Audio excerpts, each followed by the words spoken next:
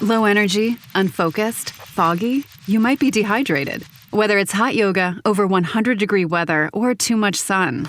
Gatorlight, with a specialized blend of 5 electrolytes, was scientifically designed to help move fluids into the body faster for rapid rehydration. Shop now at retailers nationwide.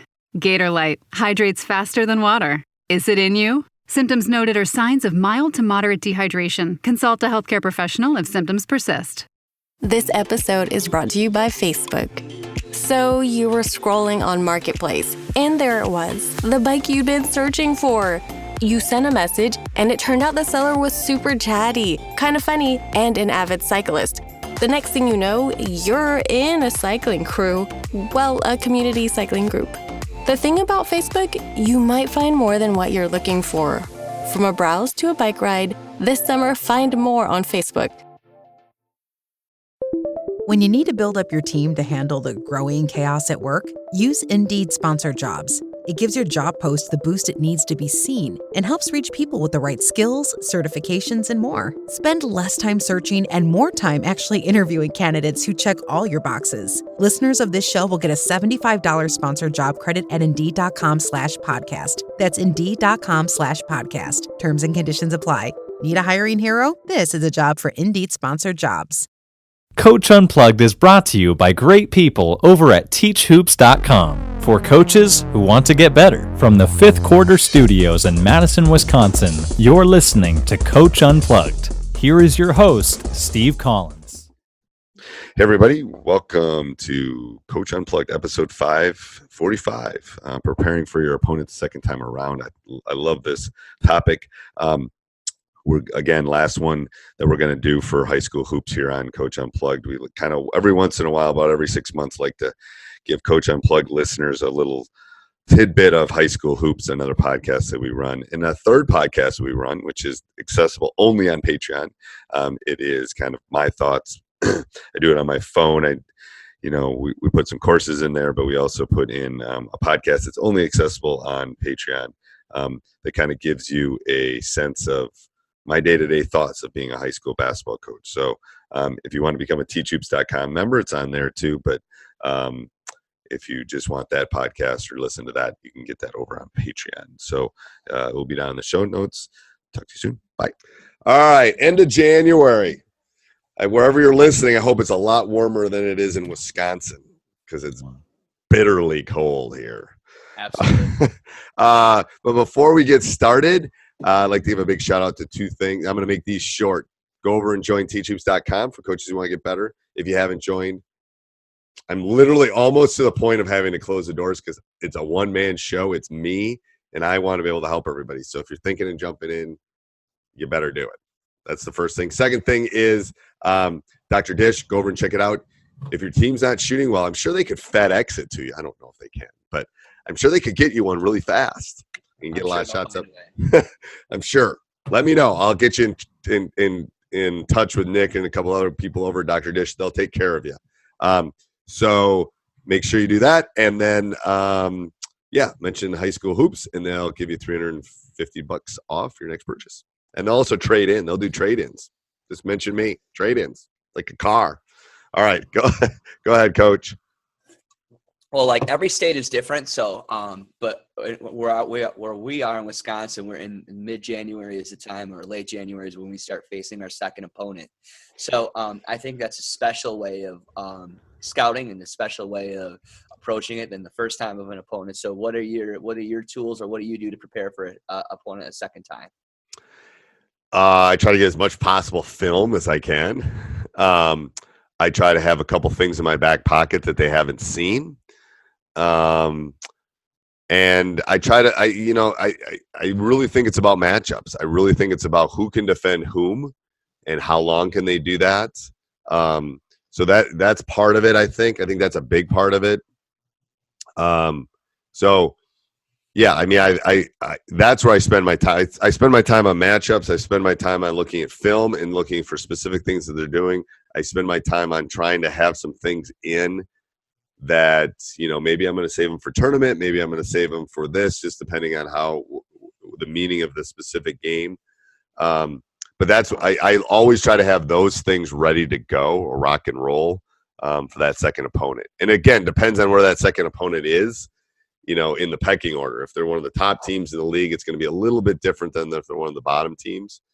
I'm probably not going to show my hand if I think, we can probably win this by just running X, Y, and Z. Right. I'm going to just try to work on X, Y, and Z and get really good at it. And knowing that I got other things in my pocket if I need them, but probably not going to show them. I don't know. You see it even in the Big Ten or the ACC and all those things. You see all that stuff that, it's the second round is brutal. That's where, again, football coaches have it easy for the most part, unless it's tournament time. Yeah, I think you think of a great point. As a high school coach, I always looked at matchups and statistics of like who's hot right now, how can I get them out of the game and isolate them and get rid of them, Right. A lot of times, I tend to see myself face guarding or really not allowing help on certain players and so forth. I always felt that was always one thing that I could control. How can I take this player out of the game, especially if they don't have a very well-balanced attack where they only have one or two good players, and let's not let that one or two players beat us this time, I think can be one way of approaching a team. And then, finding another way to beat them. If you beat them the first time, they're going to probably be prepared for the second time. Right. It's like they're not sitting around going, they're going to beat us. They've obviously watched the film why you beat them the first time. Right. What are they going to do to beat you opponents second order? And then also, think about how they beat you the first time and what you can do to better yourself the second time. But I think you put up a good point is that too often I know a lot of coaches will look at the previous game film that they played, and that's basically what they go off of. I think it's really important to look at other game films, go watch them play multiple times because the team is way different than they were 5-6 weeks ago. Most of the time they might have not had a certain player, a sophomore kid might come out of the woodwork and now he's playing really good basketball, or they've made adjustments to the lineup where they're running a completely different offense. I mean good coaches, they're constantly making adjustments. So I think watching recent film is huge, and you can't make every decision on the last time you played them. I think you look at some. You can definitely make some adjustments on that. Yes. But yes, that is, I would say that of the piece of the pie for me, is that that's 25%, 25% the last game, because things change. Like I know we have an opponent coming up who has one of their better players is hurt, not going to play. So this game tape is going to be fine, and I'll be able to see some things the next time we play them. But to be honest with you, it will be useless because they're going to be a totally different team when they get that player back. Right. What they can do, what they can't do, how they do it, all that stuff is going to be totally different. Yeah, I think you just can't put all your emphasis on one piece of the pie. As like you said, I think you got to figure out kind of if we were to create a pie chart, right? You said like that 25% is kind of looking at previous game film. I think another one is looking at current statistics of overall the season data, where their highest scores are, or who's hot right now. I don't know how every state is, but I know a lot of people in our state, they're constantly posting stats continuously daily, looking at, all right, this guy has scored 15 points the last 3 games. Right. Like, what can we do? He's obviously the key component of that. So I think another thing is just looking at the team currently, who you're playing. And another piece is, what are we doing well and continue to do that as a team? I think a lot of times we focus on everything goes against who we're playing, but also what can we do as a team to make sure that we are in the best outcome to be successful, not just what they're doing, what we can do. Right. I agree. I mean, it's always kind of looking for strengths and weaknesses, looking for what they're doing. And the thing is, my team now is not the same that it was 6 weeks ago.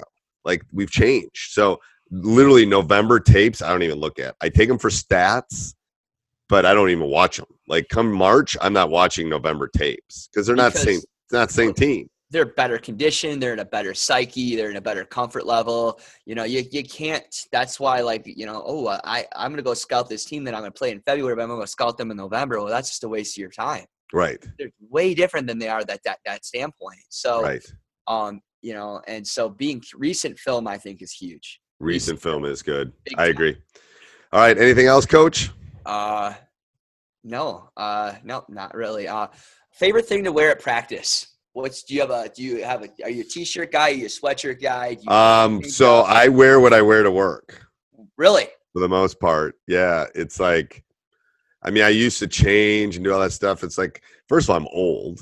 I'm not gonna be running around. And to be honest with you, I'm in my teaching career where I dress for comfort. So I usually have a pair of tennis shoes or Yeezys on or something on. Yeah. And a pair of jeans or something like that. And a shirt. So whatever. I'm not a whistle guy. I've never been a whistle guy. I've never been I got to change into my practice gear guy, because normally I just wear what I wear to work and let's go. This is my work clothes. Let's go. I don't want to be honest with you, I don't want to waste the time to change and then rechange. I just don't want to wait. I mean, I probably have saved days of my life by not doing that. When you think about it, 30 years of coaching takes 10 minutes to get dressed, 10 minutes to unget dressed. That's 20 minutes a day, 5 days a week. That's your disposition's a little different now because you got a lot of other assistants and stuff doing in the drill. You kind of oversee things. Yeah. I'm not like doing the. I don't have taking a charge with your jeans. No, I don't have the pad anymore. So in the day, I would probably get something that was a little bit more comfortable. But yeah, right. I'm not doing pad work underneath. Right. I might break my hip if I do that. What are you talking about? Not quite that old. You're using the pad to protect your fall at that point in your career. Yes. I mean, I don't want to hyperventilate or something. For sure. All right. Till next week, Coach. All right. Take care.